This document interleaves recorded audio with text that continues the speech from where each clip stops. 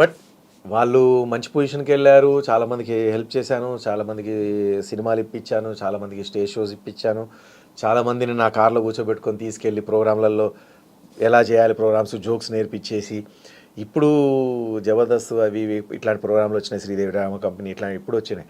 అది నేను అంతకుముందే ఎప్పుడో చేసేసాను. సో ఇద్దరు ముగ్గురు మనుషులను పట్టుకొని పోయేటోని, కామెడియన్స్ని పట్టుకొని పోయేటోని, ఆర్టిస్టులను పట్టుకొని పోయేటోని, స్టేజ్ల మీద జుగలబందీలాగా ప్రోగ్రాంలు చేసేటోని, జోక్స్ చేసేటోని. అట్లా చాలా చేశా, చాలామందిని తీసుకెళ్ళా, చాలా హెల్ప్ చేశా. చాలామంది నీ వల్ల మేము ఇల్లు కట్టుకున్నామని, నీ వల్ల నేను ఇంటి లోన్ తీర్చుకున్నానని, నీ వల్ల నేను కారు కొనుక్కున్నానని, నీ వల్ల నేను ఫ్లాట్ కొనుక్కున్నానని, ఇలా ఎంతోమంది సింగర్సు, ఆర్టిస్టులు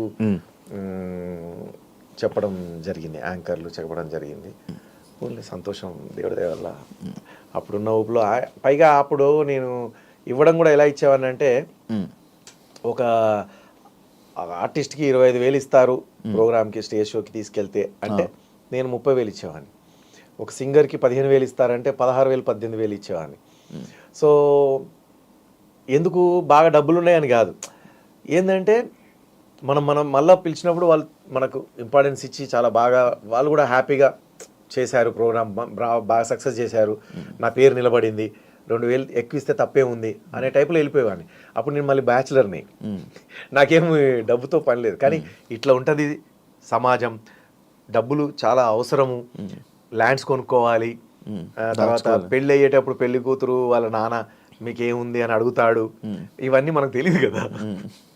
సో అసలు ఏమీ లేని స్థాయి టక్కన అట్లా వచ్చేసరికి, టక్కన అంటే టక్కనేం రాలేదులేండి, కానీ కష్టపడుతూనే వచ్చాను. కానీ ఈ ఆస్తులు పాస్తులు అనేటివి ఉండాలి, ల్యాండ్లు కొని పెట్టుకుంటే మళ్ళీ తర్వాత అది మనకు అన్నం పెడుతుంది, తర్వాత మన పిల్లలకి అక్కడికి వస్తుంది అనేది ఆలోచన లేదు.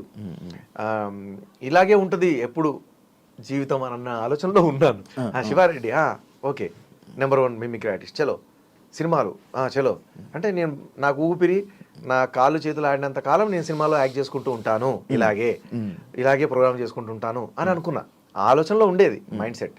అప్పుడు కాదురా అయ్యా, ఒక టైం వరకే నీకు ఒక పొజిషన్ వస్తుంది, అప్పుడే జాగ్రత్త పడాలి, అప్పుడే ఇల్లు దీపం ఉన్నప్పుడే ఇల్లు చక్కగా పెట్టుకోవాలి అనేది అంత ఆలోచన లేకుండే. సో అట్లా కొంచెం నేను పెద్దగా డబ్బుకు ప్రాముఖ్యత ఇవ్వలే. సో కష్టపడ్డాను, మరి అలాంటప్పుడు నువ్వు డబ్బుకు ప్రాముఖ్యత ఇవ్వకపోవడం ఏంది, అంత కష్టాల నుంచి వచ్చావు కదా, రూపాయికి 2 రూపాయలకు కూడా ఏడ్చావు కదా, అన్నానికి ఏడ్చావు కదా అని అనుకోవచ్చు.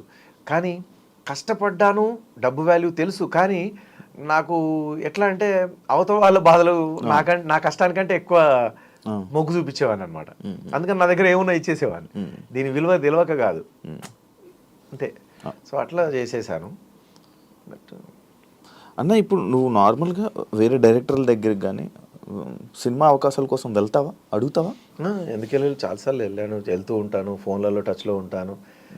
కొంతమంది నెక్స్ట్ ఇయర్ నెక్స్ట్ సినిమా అంటూ ఉంటారు. కొంతమంది రెస్పాండ్ అవ్వరు, మళ్ళీ వాళ్ళ సినిమా ఫెయిల్ అయిన తర్వాత వెంటనే రెస్పాండ్ అవుతుంటారు.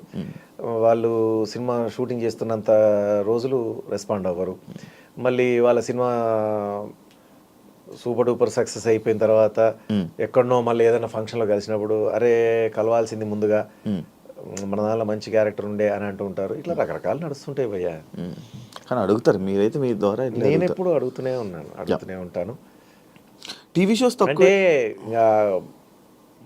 అంతకుముందు పోయి అడిగినంతగా ఇప్పుడు అడగట్లేదు. ఎందుకంటే ఎక్కడికి పోయినా కూడా, ఏ ఆఫీస్కి పోయినా కూడా మీరు ఎందుకు వచ్చారు భయ్యా, మీరు రావడం ఏంటి, మీరు ఫోన్ చేస్తే అయిపోయేది కదా సార్కి అని చెప్పేసి కింద ఉన్న వాళ్ళు డైరెక్ట్ పోయి డైరెక్టర్ ప్రొడ్యూసర్ గారినో అడిగితే, నువ్వేంటికన్నా, నువ్వెందుకు వచ్చావన్నా, అరే ఒక ఫోన్ కాల్ చేస్తే అయిపోయేది కదా, నువ్వు టచ్లో ఉండి చెప్పేస్తాను, నీకెందుకు నేను చెప్తాను అని చెప్పేసి అంటారు. పోతే ఒక బాధ, పోకపోతే ఒక బాధ. ఇంకా ఇది ఎంత సతమతంగా ఉంది భయ్య, ఏం చేయాలో అర్థం కాక, సరే చూద్దాం, మనం పడే కష్టం మనం పడుకుంటూ పోదాం. ఎన్నటికైనా మళ్ళీ మంచితనం అనేది గెలుస్తుంది, ఎన్నటికైనా కష్టపడేటోరికే మళ్ళీ పని దొరుకుతుంది, ఎన్నటికైనా డూప్ ఎవరు రియాలిటీ ఎవరు అని తెలుస్తుంది, ఎన్నటికైనా మంచోడెవడు చెడ్డోడెవడు అని తెలుస్తుంది. ఏ రోజుకైనా అది బయటపడుతుంది. ఎన్ని రోజులు దాగచ్చినా దాగదు అది. మంచితనము బయటపడాల్సిందే, చెడ్డతనం బయటపడాల్సిందే. అన్న మీ లైఫ్ని సెట్ చేసి, కాకపోతే నాకు శక్తి సామర్థ్యం ఉన్నప్పుడే తొందరగా నా మంచితనం బయటపడి నా టాలెంట్ కానీ నా గుణగణాలు కానీ తెలుసుకొని డైరెక్టర్లు కానీ ప్రొడ్యూసర్లు కానీ అవకాశం ఇస్తే బాగుంటుంది. ఇది మొత్తం ఇక ముసలోడిని అయిపోయి మంచం మీద పడ్డ తర్వాత వస్తే అప్పుడు ప్రయోజనం ఉండదు కదా. అప్పుడు ఒక ఆర్టిస్ట్ని కోల్పోయినట్టే ఇండస్ట్రీ. ఇప్పటికే చాలా మంది మంచి ఆర్టిస్టులను కోల్పోయింది. బ్యాక్ పిచ్చింగ్ జరుగుతుంది అన్న మీ దాంట్లో వెనకతల నుంచి మాటలు వెనకతల నుంచి తొక్కడాలు అలాంటివి ఉన్నాయా? ప్రతి దాంట్లో ఉంటుంది. నీ దాంట్లో లేవా? శివారెడ్డి గారు వస్తున్నారు ఇంటర్వ్యూ చేయాలంటే అమ్మ నేను చేస్తా, ఆయన ఎందుకు నేను చేస్తా అని చెప్పేసి ఇట్లా చాలా మంది ఉంటారు. అట్లాగే ఇంకొకరికి ప్రమోషన్ ఇస్తున్నామంటే ఆయనకి ఎందుకు, ఈయన ఉన్నాడు కదా, ఈయన బాగానే ఉన్నాడు కదా, ఈయనకి ఇవ్వచ్చు కదా ప్రమోషన్ అని ఉన్న వాళ్ళు ఉంటారు.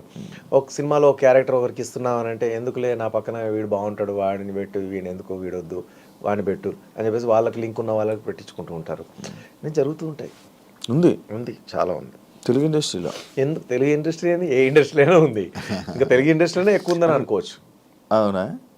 నీకు అనుభవం ఏమైనా ఉందా? ఒకటి ఏమైనా? చాలా ఉన్నాయి. ఒక్కటే ఉంది, చాలా ఉండబట్టే కదా నేను ఇంకా ఇక్కడే ఉన్నాను. లేదంటే మంచి పొజిషన్లో ఉండేది. ఒక కమెడియన్ గాను, ఒక చిన్న కామెడీ హీరోగాను, కామెడీ సైడ్ హీరోగాను, లేకపోతే కామెడీ ఆర్టిస్ట్ గాను ఏదో నడిపించుకుంటూ ఓ సునీల్ లాగానో, ఓ ఆలీ అన్న లాగానో, ఇట్లా శ్రీనివాస్ రెడ్డి లాగానో అట్లా ఏదో నడుచుకుంటూ ఉండేది నాది. సత్యప్రకాష్ లాగా, లేకపోతే మన వెన్నెల కిషోర్ లాగా ఏదో ట్రాక్ నడుస్తూ ఉండేది కదా. కాదన్న, ఇది దూకుడు సినిమా తర్వాత నేను యాక్చువల్ కమ్బ్యాక్ అనుకున్నా. అందరూ అనుకున్నారు అసలు దూకుడు సినిమా తర్వాత ఎక్కువ ఫన్ కూడా అనేది అంత బాగుండే. అరే చాలా రోజుల తర్వాత కనిపించేది. అంతెందుకు శ్రీను వైట్ల గారే ఇవ్వలే అంత పెద్ద హిట్ దూకుడు మూవీ. శ్రీను వైట్ల గారే మళ్ళీ పిలిచి ఇవ్వలే. తర్వాత 2 సినిమాలు 3 సినిమాలు చేశాడు. బట్ ఇప్పటికీ నేను నా మెసేజ్లో ఉంటుంది చూడు, సార్ ఈ సినిమా అన్నా ఇవ్వండి సార్, ఈ సినిమాలో ఉన్న అవకాశం ఏంటి సార్, ఈ సినిమా అన్ని ఏ సినిమాకి ఆ సినిమాకు నేను మెసేజ్లు పెడుతూ ఉంటా, ఆఫీస్కి వెళ్తూ ఉంటా. రైటర్ గోపి మోహన్ గారు ఉన్నారు, ఆయనకు కూడా చెప్తుంటాను, సార్కి చెప్పండి ప్లీజ్ ఏదన్నా చిన్న క్యారెక్టర్ 1 డే క్యారెక్టర్ ఉన్నా సరే శ్రీను వైట్ల గారు చెప్పండి. గోపి మోహన్ అన్నకి ఇప్పటికి మెసేజ్లు పెడుతూ ఉంటాను. ఇప్పటికి నిన్న మొన్న కూడా పెట్టా, new year happy new year అని చెప్పి పెడితే, ఈ ఇయర్ నీకు అద్భుతంగా జరగాలని కోరుకుంటున్నాం బ్రదర్, చాలా సినిమాలు చేయాలా, నువ్వు ఇంకా మంచిగా బ్రహ్మాండంగా ఉండాలి, మంచి పొజిషన్లో ఉండాలి, అసలు నీలాంటి మంచి వ్యక్తి, నీలాంటి హెల్పింగ్ నేచర్, నీలాంటి టాలెంటెడ్ అని చెప్పి చెప్తా ఉంటే ప్రతి సంవత్సరం ఆశతోనే బతుకుతున్నాను అంతే. ప్రతి సంవత్సరం ఆశతోనే బతుకుతున్నాను సార్, ప్రతి సంవత్సరం మీరు చెప్పిన ఆ మాటలతోనే కడుపు నింపుకొని బతుకుతున్నాను సార్ అని చెప్పేసి పెట్టా. లేదు ఈ సంవత్సరం ఖచ్చితంగా చెప్తాను, ఎక్కడ అవకాశం ఉన్నా చెప్తాను అన్నాడు. మేబీ వాళ్ళ ప్రయత్నాలు కూడా వాళ్ళు చేస్తూ ఉండొచ్చు, మన రాత బాగాలేనప్పుడు మనం ఏం చేస్తాం అన్న. యాక్చువల్లీ శివారెడ్డి అన్న అంటే లైఫ్ సెట్ చేసింది మిమిక్రీ కాదని అనలేదు, కానీ అదే మిమిక్రీ వల్ల యాక్టింగ్ అవకాశాలు తగ్గడం జరిగింది అని అంటే యాక్సెప్ట్ చేస్తావా అన్న? మేబీ అట్లా కూడా ఉంటాయి, కానీ ఇప్పుడు ప్రభుదేవ్ గారు డ్యాన్స్ మాస్టర్ అట్లా అని చెప్పేసి హీరోగా రానివ్వలేదా ఆయన? ఆర్పి పట్నాయక్ గారు ఉన్నారు, ఆయనను హీరోగా రాణించారు. మనం మ్యూజిక్ డైరెక్టర్ అని చెప్పేసి మ్యూజిక్ డైరెక్టర్ పక్క పెట్టలే కదా. ఆ లెక్కను తీసుకుంటే బ్రహ్మానందం గారు కూడా మిమిక్రీ ఆర్టిస్టే. సో ఆయన బ్రహ్మాండంగా వచ్చారు. జూనియర్ వేణుమాధవ్ భయ్య కూడా మిమిక్రీ ఆర్టిస్ట్, ఆయన అద్భుతంగా చాలా సినిమాలు చేశారు. కాకపోతే మీరు అన్నట్టుగా వీళ్ళకంటే మిమిక్రీ ఆర్టిస్ట్గా నన్ను అంటే యాక్టింగ్ స్కేల్ని ఎక్కువ డామినేట్ చేసేసింది. సినిమాల్లో నాకు వచ్చిన పేరు కంటే మిమిక్రీ ఆర్టిస్ట్గా వచ్చిన పేరు చాలా పెద్ద ఎక్కువ. సో అందుకని చాలా మందికి ఏంటంటే మిమిక్రీ అన్నప్పుడు మాత్రమే నేను గుర్తొస్తున్నాను, యాక్టింగ్ అన్నప్పుడు వీళ్ళలో యాక్టింగ్ స్కేల్స్ ఉన్నాయి అన్నది గుర్తు రావట్లేదు. ఇక్కడ మిమిక్రీ ఆర్టిస్ట్ అనేది డామినేట్ చేస్తుంది యాక్టింగ్ని, యాక్టింగ్ స్కేల్స్ని డామినేట్ చేస్తున్నట్టు. సో నీకు ఒక అవకాశం ఉంది అంటే ఏం చేస్తున్నావు అంటే ఆ క్యారెక్టర్కి ఎవరు పలానా కామెడియన్ పిలుద్దాం అన్న ఆలోచన పోతుంది. నీకు ఒక మిమిక్రీ ప్రోగ్రామ్ అవసరం ఉంది అనేసరికి ఆ పలానా శివారెడ్డి పిలుద్దాం అని ఉంటుంది.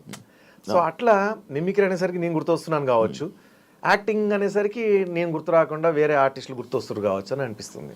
సో అట్లా జరిగి ఉండొచ్చు, అట్లా కూడా అయ్యి ఉంటుంది, మేబీ అయ్యి ఉండొచ్చు. ఒకప్పుడు హీరోలు పెద్ద పెద్ద యాక్టర్లు వేసుకునే డ్రెస్సులు అంటే వాళ్ళు చేసే మెయింటెనెన్స్ దానికి డబల్ శివారెడ్డి అన్న మెయింటైన్ చేసేవాడు. ఆ మెయింటెనెన్స్ చూసి పక్కా హీరోలు కానీ యాక్టర్లు కానీ ఆశ్చర్యపోయేవాళ్ళు. అది ఎలా సాధ్యమైంది, అది ఏమైపోయింది? యాక్చువల్లీ ఓపెన్గా చెప్తున్నా, ఒక కమిడియన్, నాకు బాగా ఇష్టమైన కమిడియన్, నేను అంత సూపర్ డూపర్ డ్రెస్ వేసుకొని లొకేషన్లోకి వచ్చినప్పుడు వద్దురా బాగోదురా అంటే, అన్న మనం మంచిగా నీట్గా తయారయ్యి మంచిగా పద్ధతిగా మంచిగా వస్తే, మంచిగా నచ్చిన డ్రెస్ వేసుకొని వస్తే తప్పే ఉందన్న. లేదురా, ఓ రోజు కారు కొనుక్కున్నాను, కారు కొనుక్కొని కారు లొకేషన్కి తీసుకెళ్ళాను, అప్పుడు కూడా వద్దురా అని చెప్పేసారు అన్నాడు. సో అట్లా మేబీ ఇప్పుడు చాలామంది అంటారు శివారెడ్డికి ఏం మంచి పెద్ద ఇల్లు ఉంది అని చెప్పేసి. ఎవరికి లేదు చెప్పండి? ఏ కమిడియన్కి లేదు ఇల్లు చెప్పండి? అవును, అందరికీ. అందరికి 2 ఫ్లాట్లు 3 ఫ్లాట్లు ఉన్నాయి, అందరికీ ఇల్లులు ఉన్నాయి, అందరికి సొంత ఇల్లులు ఉన్నాయి. ఓకే, నా దగ్గర ఫ్లాట్ కొనుక్కున్న సుడిగాలి సుధీర్కి కూడా ఈరోజు 2 3 ఇల్లులు ఉన్నాయి నాకు తెలిసి. తెలియకుండా ఇంకెన్ని ఉన్నాయో నాకు తెలియదు, మరి చెప్తున్నా. సో దేవుడి దయ వల్ల తను పాపం ఫస్ట్ ఫ్లాట్ నా దగ్గరనే కొన్నాడు. చాలా తక్కువకి ఇచ్చా, సుడిగాలి సుధీర్ చాలా తక్కువకి ఇచ్చా. అడిగాడు అన్న నిన్ను ఈరోజు. అవును, ఓకే. సో అందులో నేను ఇంటీరియర్ చేయించింది ఎట్లా అంటే, నా అవార్డ్స్ పెట్టుకోవడం కోసం అని ఎస్ సింబల్తో వచ్చేటట్టుగా ఇంటీరియర్ డిజైన్ చేశాను అనమాట. క్రాకరీ హాల్లోకి రాగానే. సో అది శివ అన్నట్టుగా ఎస్ అని పెట్టుకున్నాను, నా నా నా పేరుతో వస్తుంది కదా అని. అది సుడిగాలి సుధీర్ ఎస్ నీకు కూడా. సో అప్పుడు ఆ ఫ్లాట్ తనకి అమ్మాను. ఇప్పుడు ఆయనకి ఒక పెద్ద ఇండిపెండెంట్ హౌస్ ఉంది. సో అట్లా ఏ కమిడియన్స్కు లేదు, అందరికి ఉన్నాయి. బట్ నా ఇల్లునే మెన్షన్ చేస్తారు. ఆయనకేంది ఇల్లు ఉంది సూపర్, అది ఇది మస్తు ఖతర్నాక్ ఇల్లు ఉంది. ఖతర్నాక్ ఇల్లు మామూలు ఇల్లు కాదు, అందరికి ఇల్లు ఉంది. ఎన్ని తినకుండా, ఎంత కడుపు కట్టుకొని, ఎంత ఏమీ కొనుక్కోకుండా, ఎందుకంటే దెబ్బలు తగిలినాగా. తగిలిన తర్వాత ఇంకా మళ్ళీ స్టార్టింగ్లో ఎట్లయితే అన్నానికి కష్టపడ్డానో అట్లా కడుపు కట్టుకొని రూపాయి కూడా పెట్టేసి ఆ ఇల్లు కొనుక్కున్నాను.